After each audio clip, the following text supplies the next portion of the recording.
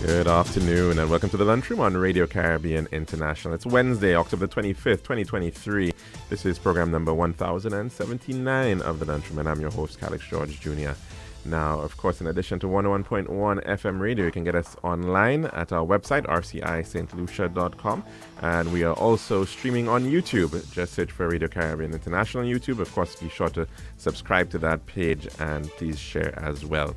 The number to call in to tell us what's on your plate today, it is 452-3046. Again, 452-3046, as well as our WhatsApp number. You could call in to 724-0008 on WhatsApp, or you could also message in on that number. Again, it is 724-0008. Now, in just a bit, we're going to be discussing the operations at St. Jude Hospital. Of course, the island's major secondary care facility in the south of the island. And they've been making some changes as well. So we're going to be speaking about that in just a bit with the Chief Executive Officer as well as the head of the number of committees there, bed management and infection control committees of St. Jude Hospital. But first, some birthday greetings going out to Miss Tammy Valas. Happy birthday to you. We're wishing you the very, very best of birthdays. Hope you're having a fantastic day. And also sending some birthday greetings to Miss Kizan Herman. Happy birthday to you. We do hope that you're having a splendid birthday celebration. And you're celebrating it with, well, if he was still alive, of course, the famous Spanish painter Pablo Picasso. He was born on this day. In the year 1415, the Battle of Agincourt, where English King Henry V's forces defeat a larger French army, and that is captured in a very famous play by William Shakespeare. In 1963, on this day, the Vieux-Fort Secondary School opens its doors for the first time at La Ressource Vieux-Fort. They're celebrating their 60th anniversary this year. 1971, on this day, United Nations votes to expel the Chinese nationalist-ruled Taiwan and admit the Communist People's Republic of China. And on this day in 2017, Chinese Premier Xi Jinping unveiled his new ruling council in the Great Hall of the People. And in fact, at that time, none of the five of that ruling council are young enough to succeed him. We now move on to our dish of the day.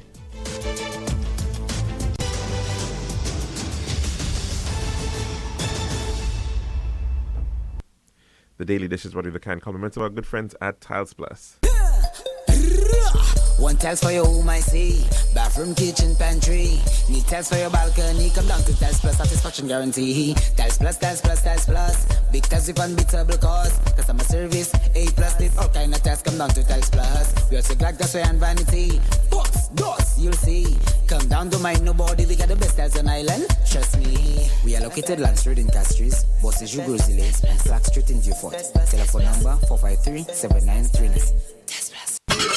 Serving now, the Daily Dish. And welcome back to the Lunchroom here at Radio Caribbean International.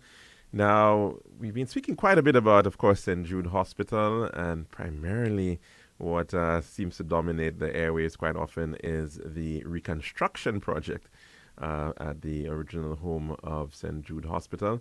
But that facility continues to operate, and it is based at what was the George Odlum National Stadium in Saint-Aubert or in Opicon Vieux-Fort. And they, of course, have been dealing with ensuring that the hospital is operating and doing so efficiently for a number of years now, despite the changes in the location that they are operating out of. And of course, they've also got to be making some changes as well as they prepare hopefully to be able to make a transition in the years to come back home. And I'm so very pleased to have with me in studio two representatives of St. Jude Hospital. And first and foremost, in the person of Miss Lydia Atkins. She is the Chief Executive Officer at St. Jude Hospital, as well as Dr. Adelaide Fidelia Mooney, and she is the chair of the bed management and also the infection and control committees at St. Jude Hospital. Ladies, thank you so very much for joining us here at the Lunchroom on Radio Caribbean International. Welcome. Thank you very much. St. Jude Hospital. You've been around for a good number of decades. I think we were just speaking about the VA4 Secondary School. They're marking their 60th anniversary. St. Jude will be marking its 60th anniversary as well soon, I think about 3 years' time. You certainly have become the go-to facility of secondary care, healthcare in the south of the island, and perhaps one can say also around the island as well. People used to come definitely to St. Jude to utilize the services there, for whether they may be within the island. Yes, and that still is correct, because we do still receive persons from the northern end of the island who come in to access services at St. Jude Hospital. And it is an institution with a very rich history in the south, and we would want to be able to ensure that that history is not diluted in any shape or form. Wonderful. Now, explain to us a little bit, because as opposed to, well, what Victoria was and Owen King EU Hospital now is, St. Jude is somewhat of a different beast, or at least it used to be for most of its time in terms of operating.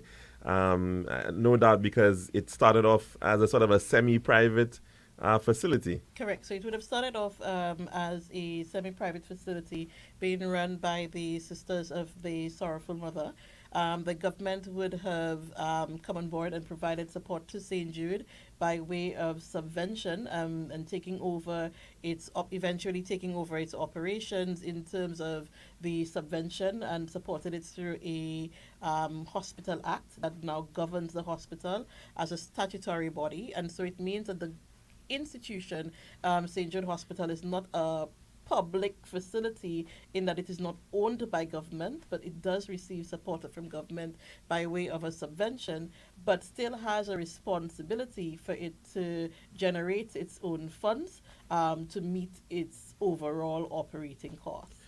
So I suppose the bottom line question is that the amount that is voted to St. Jude Hospital, that subvention on an annual basis, is not sufficient to be able to cover your total operating costs?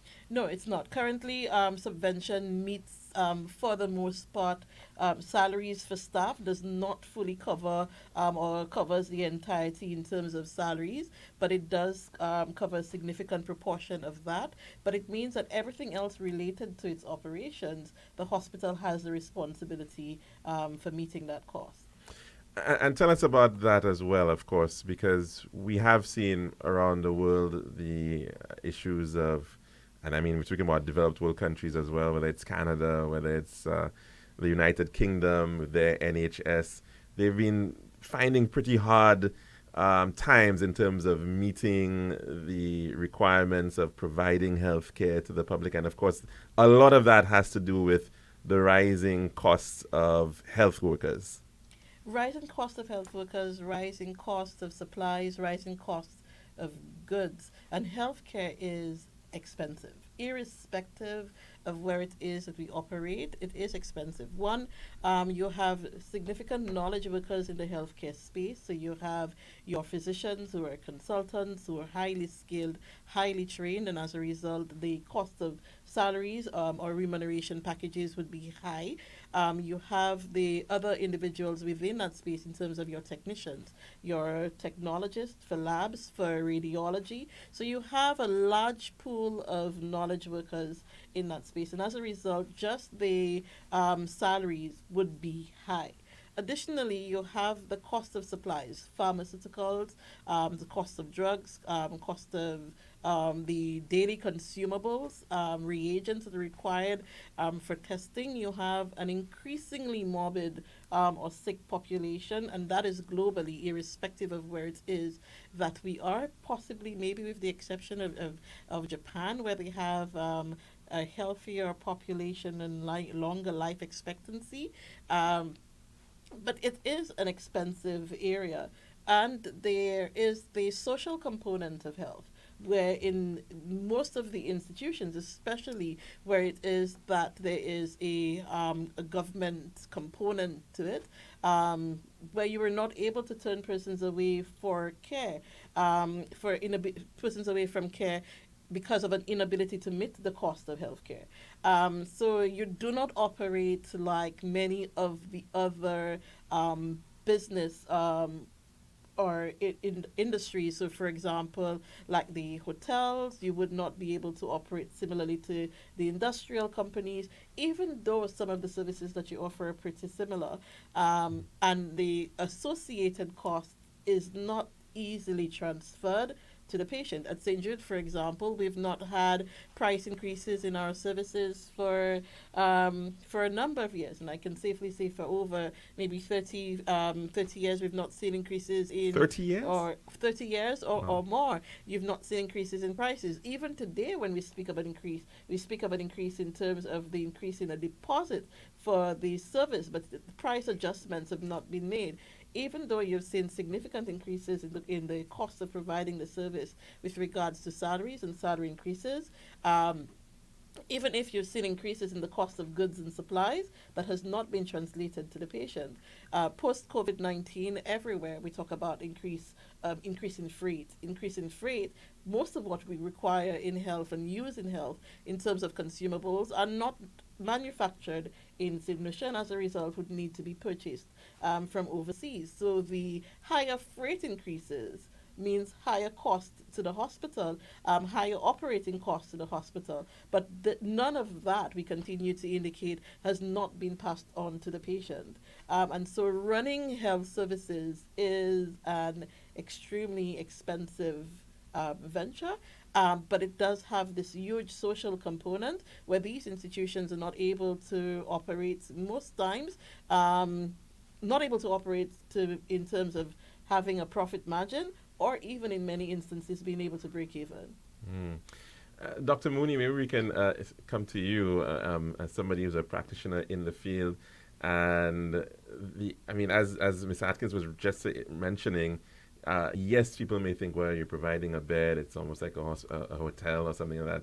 But of course, the issues are so much different in terms of health sanitation and management of the space, protection against spread of infections.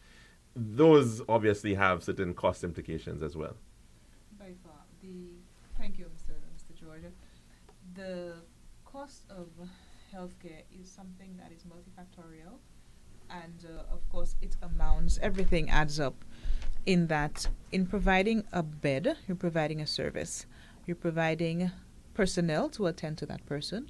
We are looking at sanitation services. We're looking at maintaining clean sheets, providing basic supplies. We are also looking at the cost of providing the service. Of course, the standards of healthcare have been evolving continuously. With these evolving standards, it means that we have to rely more on technology. We have more advanced testing diagnostics which are available and which are the norm. And by far, we have to adopt that. What it means is that we have to be investing in equipment. We have to be getting patients to undertake tests that are more expensive, investigations that are a lot more costly, and oftentimes we have to bear the brunt of this cost because the patients cannot afford it, or at the time they're not able to, and therefore when it becomes a necessity, we have to find a way to make it happen. So all of these add up and make providing healthcare a very costly venture, unfortunately. And speak a little bit to the issue of the attrition that we're seeing especially in terms of our nursing staff certainly across the island, and we're seeing it across the Caribbean. This desire for nurses to get better salaries outside of St. Lucia in the developed world. Is that affecting St. Jude Hospital right now? It is. It definitely is. On almost on a monthly basis, we see persons leaving, and they're on the quest to get better conditions. They want better work conditions. They want to be able to provide better for their families and themselves, which is understandable. However, what it means is that we are left with a deficit. We have increasing needs for care, and unfortunately we do not have the persons who are trained to provide it. Therefore, we are investigating many different avenues to see how we can retain our staff, how we can attract persons from abroad, from within the region. But yes, it definitely is a problem. And Ms. Atkins, this situation, as you mentioned, some of the prices have not been adjusted for quite a while. What about staff salaries? Where has that been? Because of course everybody is asking for more salaries because of inflation and whatnot. Where has St. Jude been in terms of its salaries? So usually with St. Jude Hospital, especially for the nurses and physicians, where the negotiations happen, there have been some adjustments in salaries. More recent adjustments would have been last year, where we would have had a 3% increase in salaries for both nurses and physicians. In March of this year, St. Jude Hospital would have signed with the NWU its collective agreement for the period 2022 to 2025, and in that collective agreement felt it was necessary during the negotiations for us to give an increase to the NWU represented employees of St. Jude, who would be the non-physicians, non-nurses, who'd fall into that category in excess of 50% of the current staff of St. Jude Hospital, and an agreement to give a 10% increase to that beneficiary population, because they had not had a collective agreement from last collective agreement was signed in 2013 and had not seen salary increases for the last 10 years. And so it was absolutely necessary in to demonstrate the hospital, the management's continued position and the board's position of putting and prioritizing the staff who are the line workers, frontline workers of the institution, prioritizing them and ensuring that we recognize the commitments and the sacrifice that they've made at the George Odlum Stadium for the last 14 years, recognizing that and demonstrating that with a salary increase and an adjustment in their salary. So these would be maybe cooks, cleaners, porters, that would be the orderlies, the radiographers, your lab technicians, for example, the individuals with responsibility for maintenance, your groundsmen, and ensuring that we heeded the cries that we were hearing on the ground for a need for salary adjustment, and it was not fair to them, and I think it is unconscionable that you would have a group of employees for the last 13 years who would have seen, for the last 10 years, would have seen no adjustments at all in their salary, but continuing to come to work and to work under what are or can be described as strenuous conditions at best. Indeed.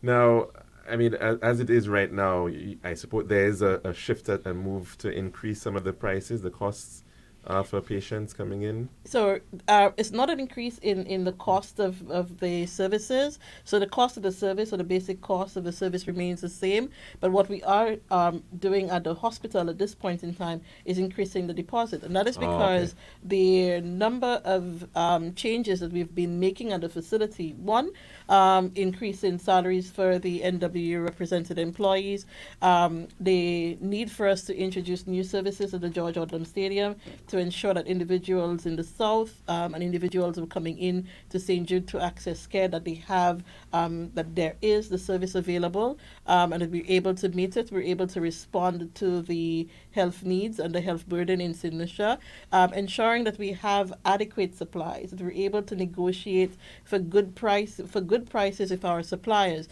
meaning that we need to be able to be current with our payments and outstanding payments to them. So all of that requires the hospital to have a much healthier cash flow than it currently has. And one of the ways in adjusting and ensuring that we have that cash flow and not adjusting prices to increase the overall cost of the service is to increase the deposit for the service.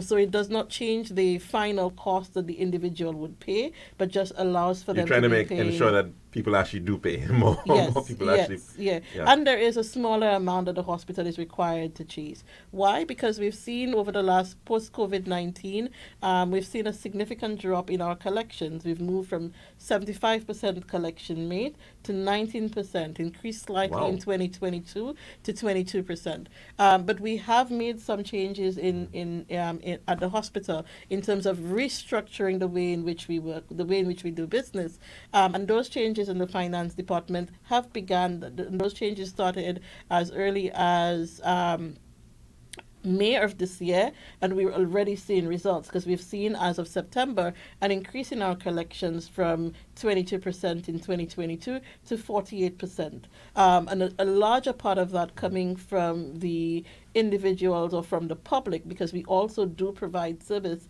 to beneficiary populations that the government agencies would pay for.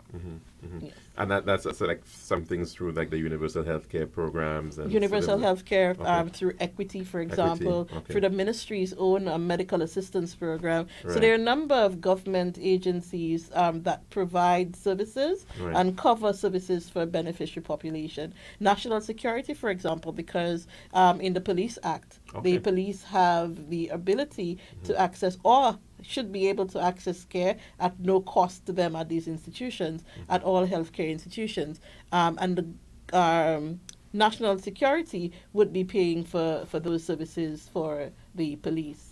So as it is, it's actually not really an increase in the overall cost. It's just simply that you want to ensure that people who in fact are using the service already or coming in are paying more upfront. And what's that going to be like? Just to give the audience a sense. It's on a sliding scale, so it is not the same across consistent across the board. So, for example, for a minor procedure, the deposit is $875. Now increases by $125 to $1,000. The cost for a minor procedure is $1,400. That does not change; it remains the same. General admissions is $300, and then now being adjusted to $500 for general admissions in terms of the deposit. For pediatric admissions, it is was $125, now adjusted to $200. So you see a $75 increase. So there is a sliding scale as it relates to the increases, but ensuring that in doing so that we were not placing a greater financial burden on the St. Lucian population, but also with a responsibility to the institution to ensure that there is a healthy cash flow position to provide better quality services to the individuals who are accessing our service. And quite often we hear some stories behind the scenes of challenges with procurement and suppliers not wanting to provide, whatever you're asking them for because you're owing them or some institution is owing them. So of course this is to help you ensure that you can actually meet those commitments. Yes, correct. Prior to last year we would have had a position with most of our suppliers where we had to pay for supplies up front. We're now looking at how we can renegotiate with suppliers to get 60-day, 30-day payment plans with them. But to do so, we need to be able to service some of the outstanding debt. Our ability to service some of the outstanding debt means that we must have, if subvention that is received from government covers salary, and I would have indicated it does not cover salary in its entirety, if it covers salary, then where does the hospital get money for supplies? Where do we get money to be able to service our debt to suppliers? Oftentimes you would hear of shortages of supplies, and some of those shortages are impacted by the hospital's inability to pay for those supplies and to have timely receipt of them. Right, and of course, so getting into a good credit position will in fact allow you to get some more space in terms of repayment. All with a viewpoint of improving access and quality of service at St. Jude Hospital. Now, I did hear somewhere in that mix new services as well. You want to speak to that a little bit? What are you looking at when you mention those new services? So we could redirect this one to Dr. the physician Mooney? in the Yes. room. Okay, so we are presently offering services such as endoscopy services that we are seeking to expand. Presently, we're offering colonoscopies. We're doing upper gastrointestinal endoscopies, which are vital services, particularly, for example, the colonoscopies, which help to detect early signs of colon cancer, changes that, if left untreated, can become cancerous within a short time frame. So these are fundamental services that should be provided at every healthcare institution of that caliber, and we are looking to expand the services to make it more widely available to the public. So we're looking at basic colonoscopies with the associated procedures. So if you have a colonoscopy done and there's a small tumor, then it can be taken off without necessarily having to put you to sleep. It can be done right there and then. Okay, we're looking at the upper GI endoscopies where you're looking into the stomach, we're diagnosing ulcers, we're diagnosing stomach cancers, etc. And these are fundamental to allow us to detect early and to treat appropriately. So that is one of the ventures that we are embarking on to ensure that that service is more readily available to the public. And is it, as of now, you providing those diagnostic for services, or is it that you need to bring in more equipment? We are providing, Yep. however, we want to extend the scale on which we're providing the services. Okay. Now, of course, there is that big push, no doubt, towards returning to St. Jude, your home. How is that journey coming along? I mean, I don't know if you want to speak a little bit about that and maybe some preparations that you may be looking at to be able to be prepared for that eventuality. Thank you for that question. Yes, I think it is on the forefront of everybody's mind in terms of when you hear discussions about St. Jude, it ultimately comes back to the reconstruction project and the original site in Auger. For the staff, definitely a priority. At the hospital, therefore, quite a bit of work has started. So we have been engaging from last year with the project team in terms of site visits to look at the reconstruction, the room layouts, the room designs. We are also at this point in time, even now, actively reviewing the equipment listing so we can give guidance in terms of what the requirements are for the hospital. Doing that within the context of new services that we'd want to be able to offer at the sites in Auger.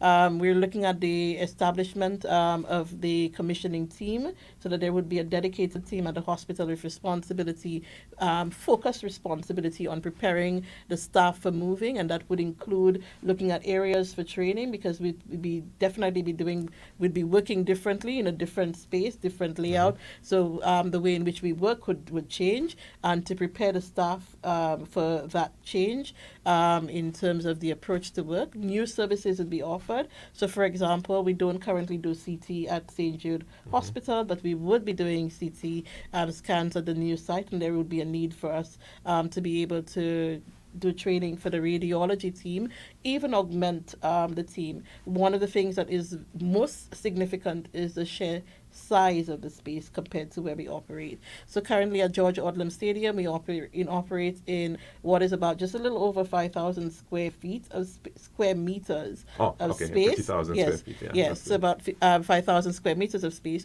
At the new site in Auger, it is in excess of 28,250 square feet. 23 Square meters, yeah. Square meters, Yeah. square meters. 23 departments, and so quite a number of buildings. And you can imagine that the number of staff that we have at George Odlum Stadium will definitely not be sufficient. Right. And so we need to begin to look at HR planning, HR forecasting, bring in persons on board early so we can start the training. The way in which we work in laundry, for example. So they would now be looking at barrier washers in laundry to ensure that there is an avid thrust towards infection prevention and control, learning from COVID-19. And so the way in which we operate is going to change. It means that you're going to require a larger laundry team. We currently have 7 individuals working in that department. It's going to grow significantly.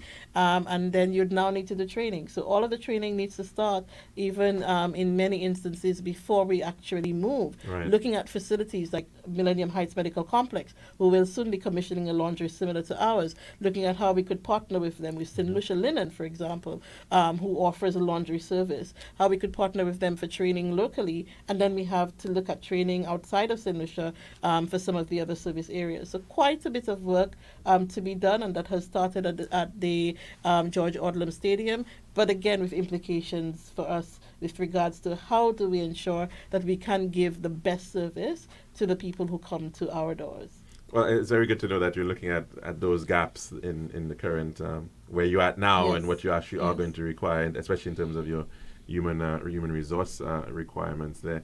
And of course, I suppose you're also working with accreditation teams in terms of standards and ensuring that you become, I guess, an accredited facility as well.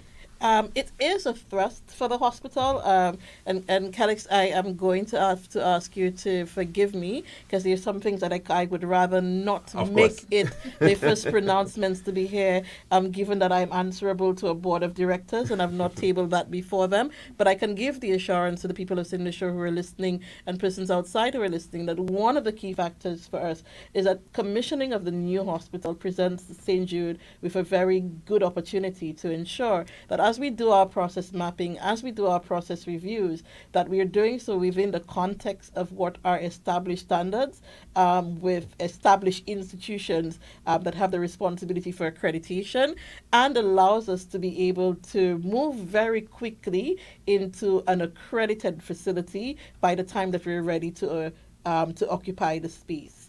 And I suppose the moves that you're making right now are so very important in terms of building a culture, and get people to that point, get staff to that point where they are already appreciating that they've got to have to be part of a world-class facility already. Yes, most definitely. I would want to also say that in 2012, while still at the stadium, St. Jude had gone through an accreditation assessment with Accreditation Canada. And even at the stadium, they had been able to get to bronze level accreditation. And so it is true that quality is about the culture of quality, but quality is not only about us doing the right things at the right time and doing it right the first time, and doing it with regards to recognized standards. It also is about ensuring that the persons who are accessing our services are given the confidence that the service that they're accessing, that what is being done for them meets internationally recognized standards. And that assurance for me is going to be even more critical. So accreditation is not about the facility. Accreditation is about the confidence that it gives to the individuals who are coming to the facility. Wonderful. And we're pretty much already over time for this segment. But any parting words from you, Dr. Mooney, as well?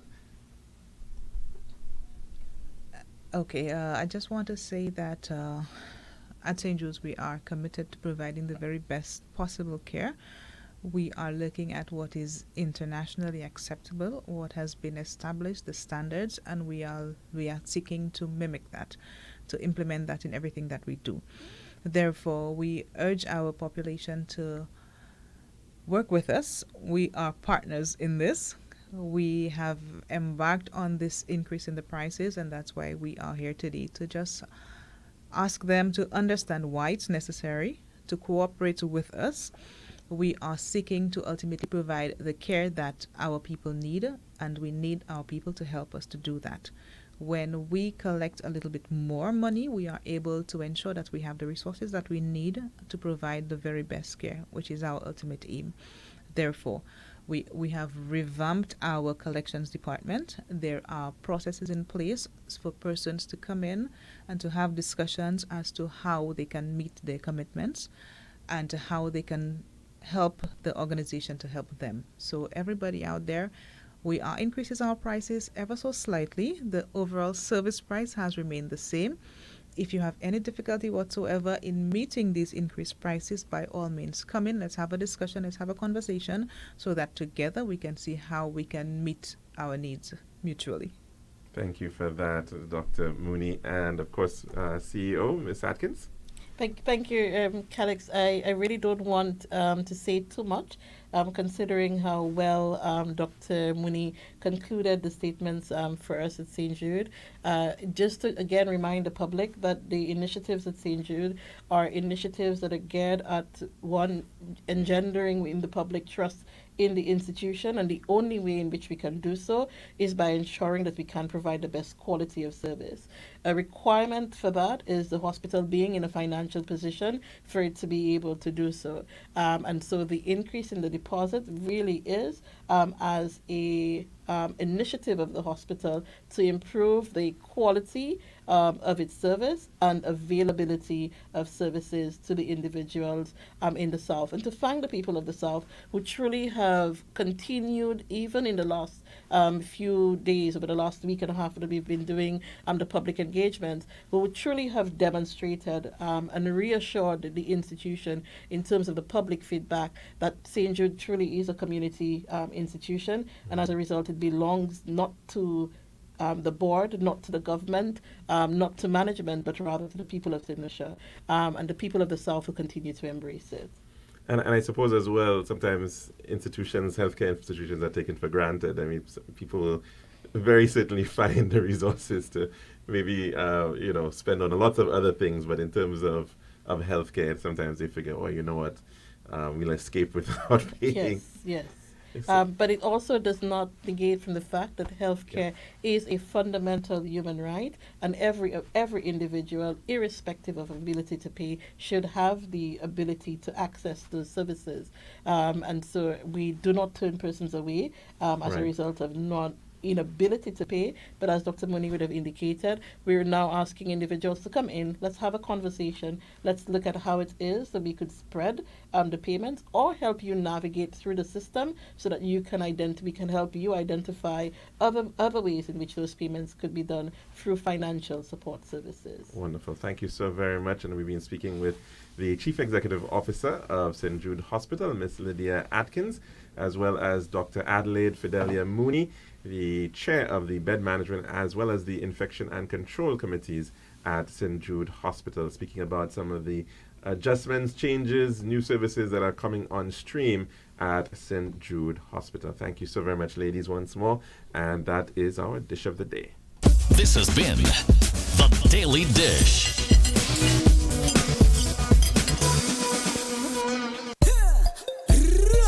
One tiles for your home, I see. Bathroom, kitchen, pantry. Need tiles for your balcony. Come down to Tiles Plus, satisfaction guarantee. Tiles Plus, Tiles Plus, Tiles Plus. Big tiles with unbeatable cost. Customer service, A+.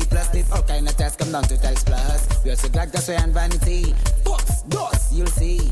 Come down to mind nobody. We got the best tiles on island. Trust me. We are located Lance Road in Castries, Bosses Grozile, and Slack Street in Beaufort. Telephone number 453-7939. Tiles Plus. Island style, yeah. We got the time to make you go. We got the time to make you say, yeah. We'll have to make the right choice. Island style, whoa. We got the time that will make you happy. Island style, oh yeah. We make your dream come alive in Island style. We have tiles and thin sets, pieces and ground. Everything you need is on the outside. For the best price and the latest style, take a little drive down to Island Style Car. We got the time to make you go. We got the time to make you say, quality, price, service, choice. It's all an Island Style. Visit us at our showrooms in Bellarosa, Rodney Bay, on the John Compton Highway, Castries, and behind Ruby's Gas Station on the Library Viewfort Highway. So call us on 450-452 or 453-TILE. Island Style Tile and Bath. When you think tile, think Island Style. Hurricane season can be unpredictable, but your business doesn't have to be. In the face of adversity, you need a partner that goes above and beyond. Choose the path of resilience and certainty with C&W Business. Through disaster recovery as a strategy solution, C&W Business will safeguard your critical data, maintain seamless communication channels, and help you bounce back faster than ever before. Visit our website, cwcbusiness.com/myopenbusiness to learn more. Remember, a safe business is an open business. This is Radio Caribbean International. It's now time for the weather news. And that's what, of course, on the 1.1. It's now time for the weather report as of 12 noon today, presented by Island Style, Talent Bath, and Flow. Forecast for St. Lucia Valley for the next 24 hours. Winds will be blowing from between the east-southeast near 10 miles per hour or 11 kilometers per hour, becoming lighter and variable or calm at times.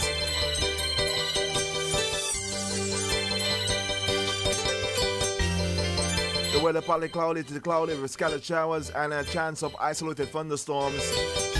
And there is an advisory in here which reads the residents and motorists in areas prone to flooding and landslides are advised to be vigilant. The forecast for the Lesser Antilles, partly cloudy to cloudy at times with some scattered showers and a chance of isolated thunderstorms.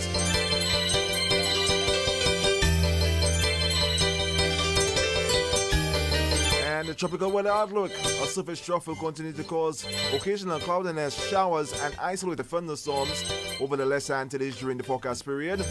Another severe trough located over the central tropical Atlantic is moving slowly westward. At 11 a.m. today, the center of Hurricane Tammy was located near latitude 26.6 degrees north and longitude 59.3 degrees west, or about 515 miles or 825 kilometers southeast of Bermuda. Tammy is moving towards the northeast near 13 miles per hour or 20 kilometers per hour. Maximum sustained winds are near 105 miles per hour or 165 kilometers per hour with higher gusts. Swell generated by Tammy will continue to affect portions of the Lesser Antilles, not the Lesser Antilles, but the Leeward Islands and Virgin Islands during the next couple of days. And this was a weather report as of 12 noon today, presented by Island Style Talent Bath and Flow. This has been RCI's Weather News. For more information, call the Weather Hotline at 454-3452. RCI 101 number 1. Island Style, yeah. We got the time to make you go. We got the time to make you say, yeah. We'll have to make the right choice. Island Style. Whoa. We got the time that will make you happy. Island Style. Oh yeah. We make your dream come alive in Island Style. We have tiles and things, sets, mixes and ground. Everything you need to sort the house out. For the best price and the latest style. Take a little drive down to Island Style car. We got the time to make you go. We got the time to make you say, quality, price, service, choice. It's all an Island Style. Visit us at our showrooms in Belarus, Rodney Bay, on the John Compton Highway, Castries, and behind Ruby's Gas Station on the Library Viewfort Highway. So call us on 450-452 or 453-TILE. Island Style Tile and Bath. When you think tile, think Island Style. Hurricane season can be unpredictable, but your business doesn't have to be. In the face of adversity, you need a partner that goes above and beyond. Choose the path of resilience and certainty with CNW Business. Through disaster recovery as a strategy solution, CNW Business will safeguard your critical data, maintain seamless communication channels, and help you bounce back faster than ever before. Visit our website, cwcbusiness.com/myopenbusiness to learn more. Remember, a safe business is an open business.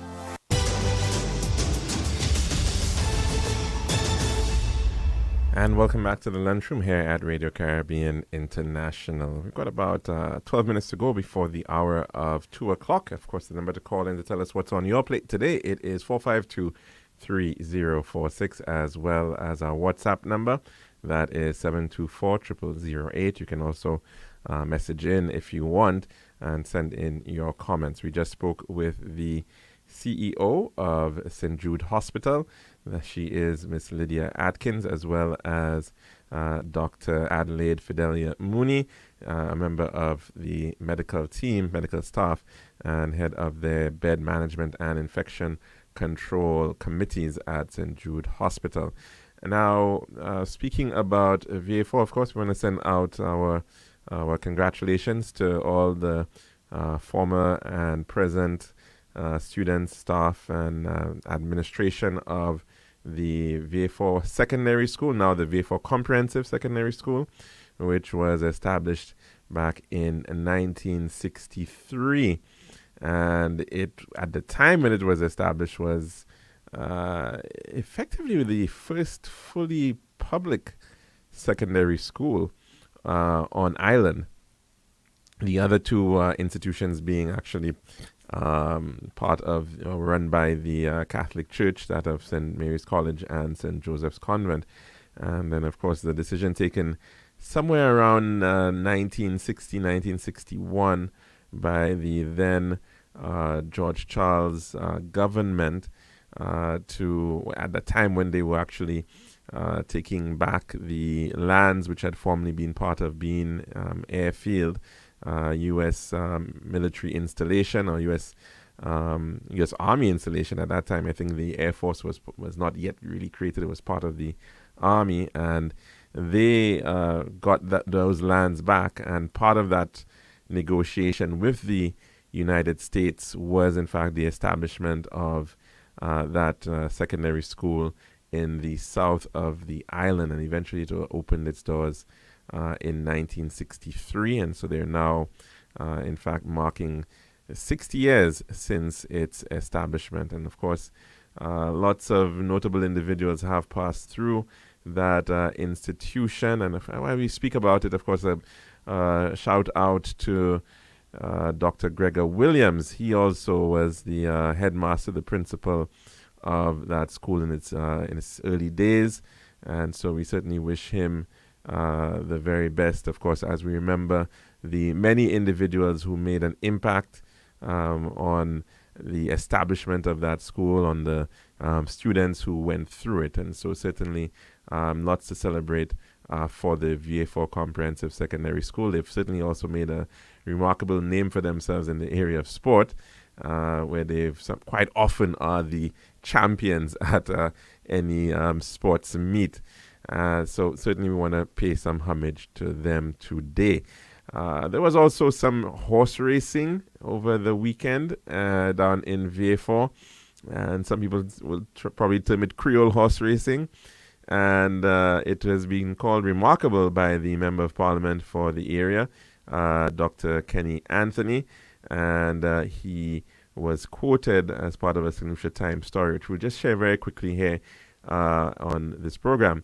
Parliamentary Representative for VA4 South, Dr. Kenny Anthony, has welcomed the return of horse racing in his constituency. According to him, quote, last Sunday's horse racing event was not only remarkable, but hugely successful. It defied all expectations.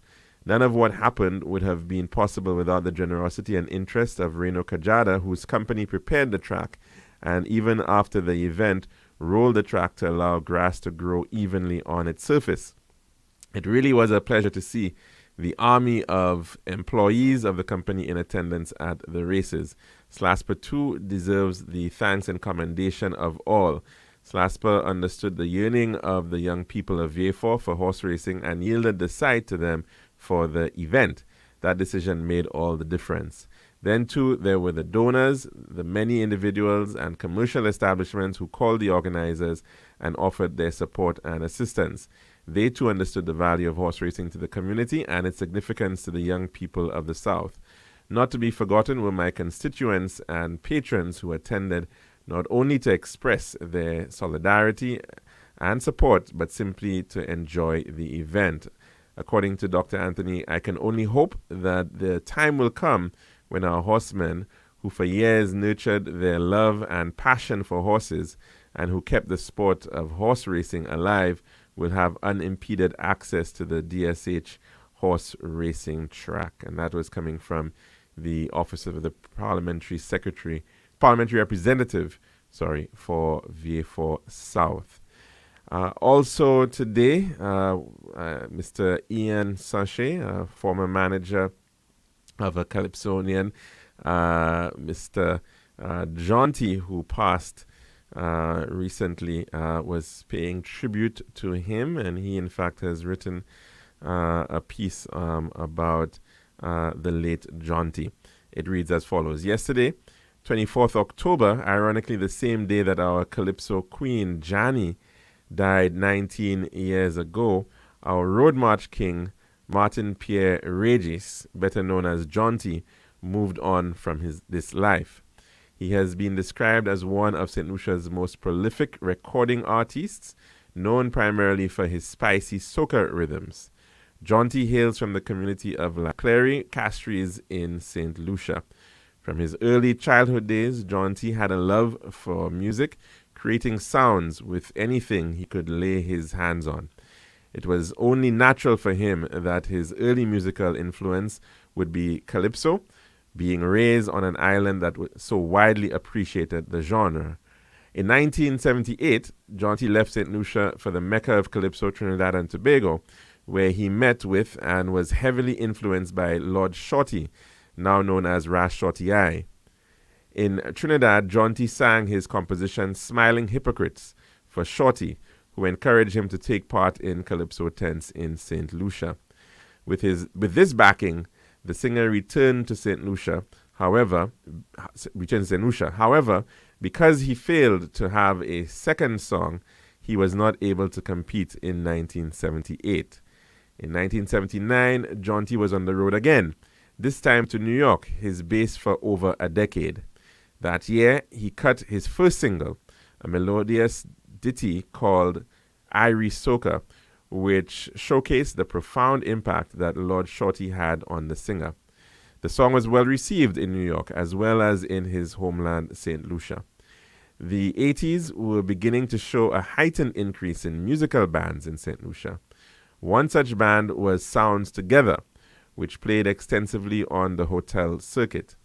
Jaunty returned to St. Lucia in 1984 and was immediately chosen to sing lead with the band. At that same year, he entered the National Calypso competition with the songs Helen and Simengwen.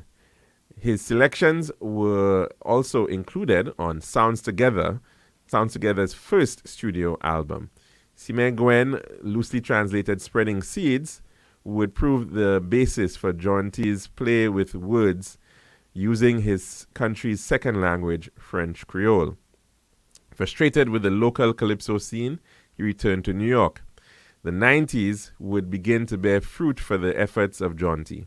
In 1993, he recorded his first album, Homeless, which included the social commentary, Mothers Feel the Pain. Maybe the honesty and creativity of this song connected Jaunty to a new fan base, which fell for his soca rhythms, Oolalai, which won him the 1993 Road March King title in St. Lucia. It was the first time that the island had a road march song that was well documented on vinyl. On stage, Jaunty revealed a renewed confidence. The following year, he recorded Jump, which came close to winning the Road March title, but not quite. But he would erase his disappointment the following year, in 1995, with We Shall Hop, which did the trick. In 1996, it was Jaunty's turn to feel the pain. The St. Lucia Calypso Association decided to boycott Carnival due to differences in the change of date of Carnival between themselves and the Minister of Culture. Jaunty, who was in New York at the time, accepted an invitation from the Carnival Committee to perform during Carnival and was subsequently banned by the association. Ironically, this was his greatest year yet. His song Bobblist took the international soca market by storm. This song led him to get bookings in Canada, London, Suriname, Martinique, and the United States of America, among others. Need we say that this Bobblist song was the unofficial road march of that year? The song has been since recorded in Papiamiento, Spanish, and French by various artists. In 1996, Bobblist was voted the most popular humorous calypso at the Sunshine Awards show out of New York. Jaunty was now in heavy demand in the French islands. In 1997, he formed the group Soca Zouk Express, along with an experienced team of French musicians. With the group, Jaunty recorded a CD, Wheelbarrow. The title track Wheelbarrow was another hit, as well as the single Goa Court. That year, Jaunty also released his own solo project, The Best of Jaunty, with 2 new tracks. One was Military Jam. Jaunty was able to capture the National Road March title once again in 1998 as revelers marched in contentment to his sweet brand of soca. Jaunty developed into a powerhouse performer despite his diminutive figure. Finally, he has lived up to his name, which the dictionary defines as airily self-satisfied, sprightly. He developed into a songwriter and producer and arranger who simply created his own style. There is no one way to classify his music. Zouk, soca, ringbang, and sukus. It's all in there. I pay tribute to this cultural icon, Martin Pierre Regis. And that was written by his former manager, Mr. Ian D. Sachet. And that brings us to the end of our program for today. We'll be back again, God willing, tomorrow for another lunchroom at Radio Caribbean International. Hope you can join us there for that. I'm your host, Alex George Jr., saying goodbye.